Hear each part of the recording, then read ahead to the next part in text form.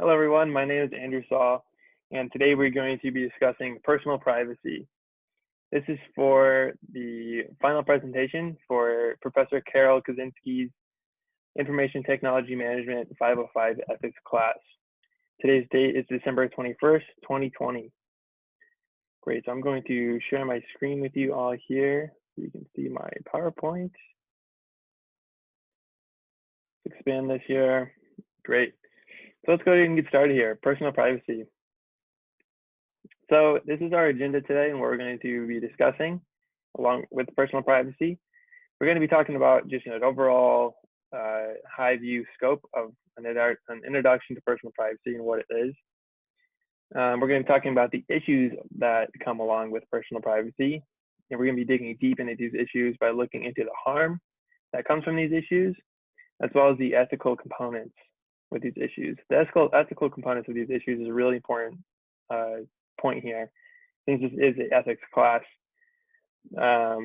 we talk a lot about in this point a viewpoint from the business side, the organization side, and as well as the users or the client side on what's ethical and what's unethical. So we'll be getting deeper into that. And then resolving the issues. So everybody has their own, their own viewpoint on how they can solve an issue, or their own ideas. I've listed some of mine on here, and we'll be getting into some of those. And I think they are adequate to solving them, and I'm excited to be sharing them with you. And then lastly, just my final thoughts overall, what I think about personal privacy and what I've learned, and a ending quote from someone in the IT field. Great. So an introduction to personal privacy. So personal privacy, it really means something different for everyone. In short, people share what they want to share with their information, but the information that people share is taken that people don't necessarily want to be taken. And this information can be sent off back and forth to people. It can be manipulated. It can create false identity, and it can be a bunch of issues. We'll be getting into all those issues in just a bit. Seclusion of one's personal information for others' advantage. So we'll be looking into how businesses are taking personal information and using it towards their marketing campaigns for marketing purposes, and then surveillance capitalism. So we're also going to be looking into that people are watched, such as tech companies, and they're looking at how people buy products, how they look at products, where they're looking on shelves when they're purchasing products, and how they're using that information towards their advantage. And this last bullet point here, that says prevention of harm, informational equality, informational justice, and discrimination, and encroachment on moral autonomy and human dignity. These are all points that we're going to be digging into with the harm, the ethical issues, etc. So we'll be digging into all those further. Great, so starting with the issues of personal privacy. So we can talk about the prevention of harm with a bank account example. An example of this with prevention of harm is that ATMs are basically all around us. They're usually in convenient places. A lot of the times they're in touristy areas. Although the main problem here with this is that bank account information can kind of go back and forth with depending on where ATMs are located, and the data, personal user data, can be encrypted by either the bank or by some other third party. And then information inequality. So personal data has kind of turned into a commodity for a lot of folks, where it's just easy to get, and they can get it pretty much anywhere they try hard enough. I like this quote here from the Encyclopedia of Philosophy from Stanford. It states personal data has become commodities. Individuals are usually not in a good position to negotiate contracts about the issue of their data and do not have the means to check whether partners live up to their terms of the contract. So this just reinstates that personal data has really become commodities for a lot of people, and companies are taking advantage of it for their own better sake. Informational injustice and discrimination. Issues here is just the back and forth of one's data. So when information about personal data is going back and forth between either organizations or people, we can find that they can be a little bit manipulative, and companies can tailor that person's personal information to fit their needs, while the other organization can manipulate their data to fit their needs. So the back and forth of one data is definitely an issue, and the manipulation of their data is the main core issue there. And then encroachment on moral autonomy and human dignity. So this basically is taking out the human factor and surveillance of personal data. So what we mean by this is we kind of discussed it a little bit in the first slide, where if a customer is wanting to purchase a product either online or in person, we have technology now where it can track our eye movement on where our eyes are at, looking on the shelf or looking on a web page. And a lot of times the marketers will pick up on this information, and they're going to be able to post advertisements, or they're going to put product in certain areas where people are looking. And the issue here is that they're able to look at our information or our view without us knowing. And we'll be getting into a little further detail into this in the next couple slides here. So the harm from these issues. So talking about data breaches. So with the prevention of harm, data breaches, these happen when actually we have our little animation here of a robber kind of taking information. This is kind of a good example there. So a lot of data breaches happen within companies mainly, where companies will take other companies' information, or vice versa, the customers will get into organizations' information and take that. And then into informational inequality. I state that the richer gets information. And what I mean by this is that to get education, I think I say education as in form of being able to get access to internet, to then look up certain books or articles or watch videos or have tutorials. I see that as a form of education. And when all these areas of education cost a lot of money, the richer are able to afford this, when the people who have low income to barely any income have no way of obtaining this information. And you could also say this point as also a bit of discrimination. But the discrimination and injustice point that we stated here is about job applicants to employers. So when we're applying to jobs, as a lot of us are doing right now, or have experienced in the past, we send in a lot of information. We tell them what our phone number is, our address, all of our previous positions, all the companies we've worked at, the school education we went to, the GPA we received, transcripts, you name it. So we give them a ton of information. And basically, we're shooting this information off. We press send. It says, great, you sent, you got my information. You got an email back from them that they got your application. And basically, we're excited we sent them their information, but little do we know what they can do with that information. It's up to the company's hands and their thoughts on what they want to do with that information. They can honestly do whatever they want with it.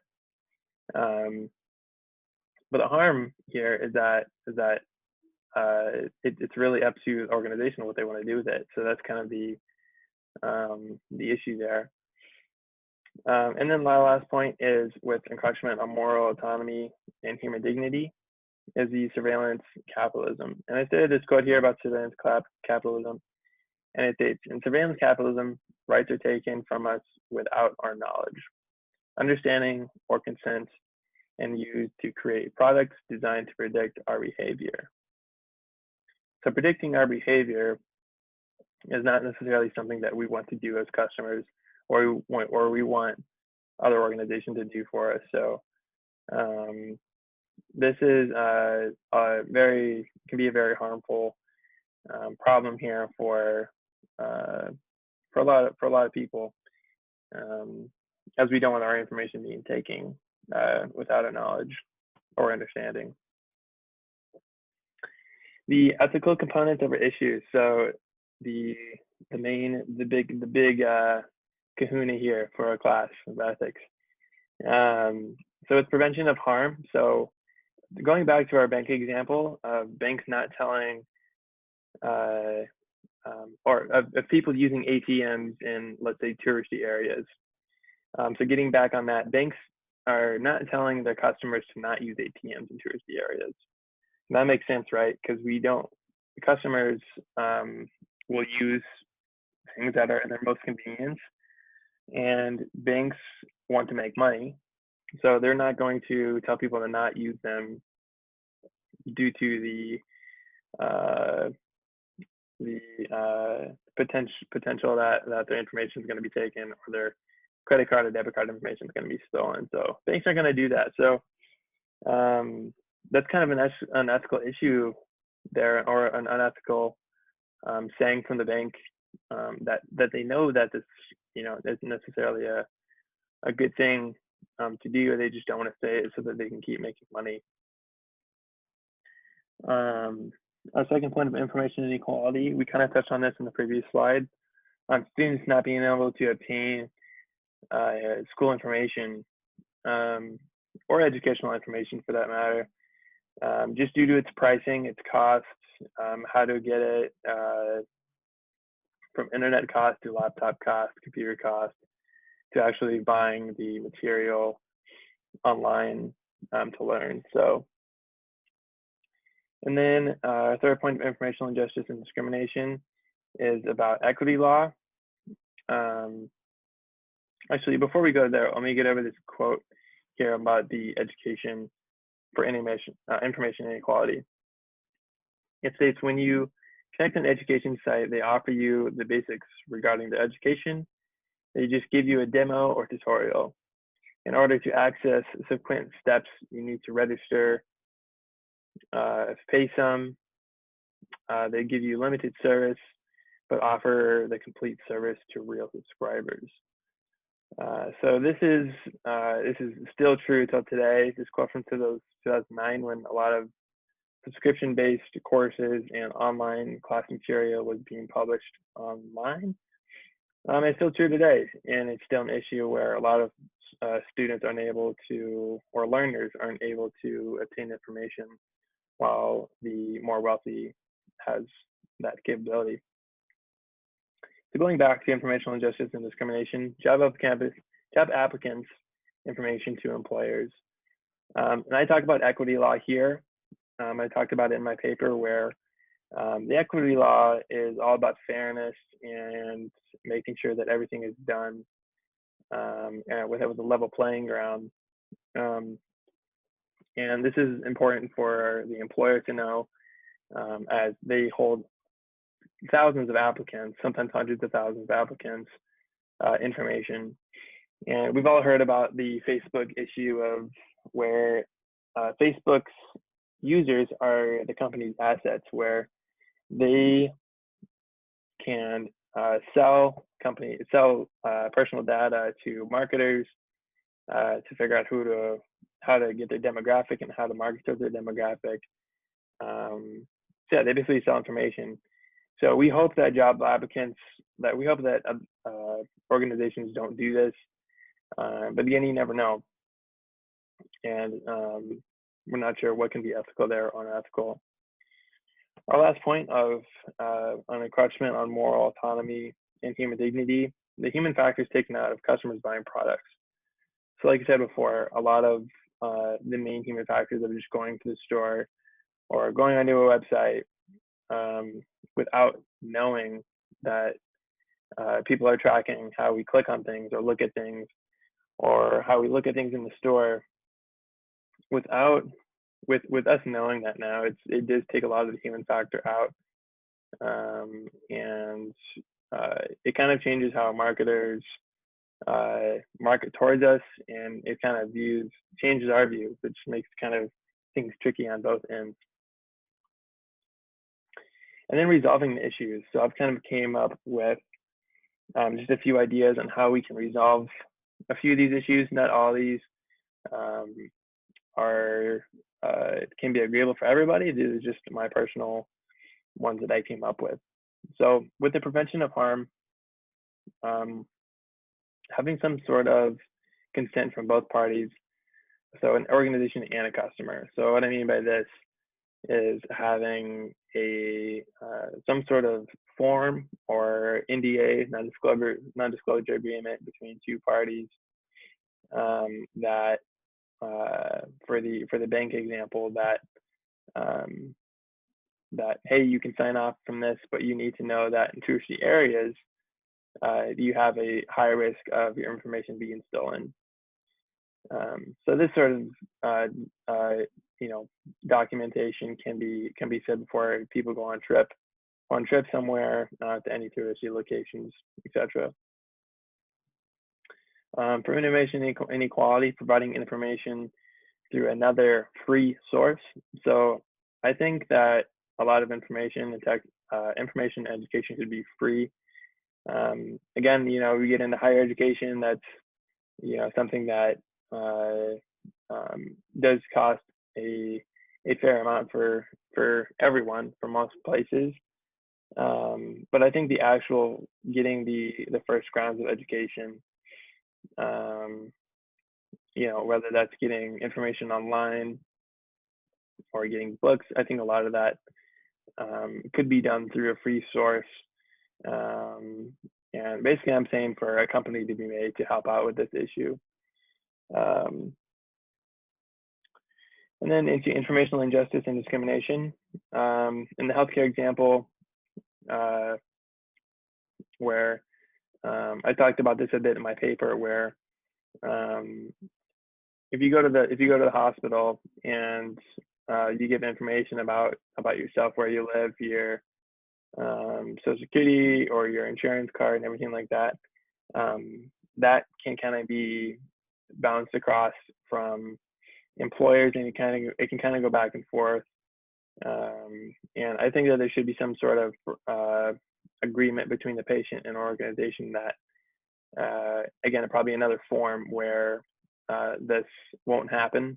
And I think that it's something where people can fall back on if they are harmed from the issue. They could be like, hey, I signed this form, you signed this form, we should be good. And if not, then they have some sort of legal contribution that they can fall back onto. Encroachment on moral autonomy and human dignity. A way to solve this main issue is to break up the tech companies by making them spend more of their monopoly profits on governance. So this kind of slowly deteriorates their powers and ability. And this quote here that I have stated up here kind of gets into it a little bit more. It says acquisitions that tend to strengthen the company's monopoly should not be allowed, and even purchases of smaller companies like Facebook's acquisition of Instagram should be blocked if they have the effect of removing a potential future competitor or reducing customer choice. So the small breakup of these tech companies, like the acquisitions that strengthen the company's monopoly, it just shouldn't be allowed. And by having that set in stone where it's not allowed for the tech companies, I think is a good resolution to the issue. So in conclusion, for our personal privacy. The issues that surround personal or those issues that uh, surrounded around prevention of harm, information inequality, information injustice, and discrimination, and encroachment on moral autonomy are unfortunately still relevant today, as we still know. Um, Even with the internet, it has solved a lot of issues and problems for us, but it has also given us more issues and problems that we never even thought before. It is really up to the current and future workers in the workplace and the workforce to establish change in these issues of personal privacy. A private and secure future is at the forefront.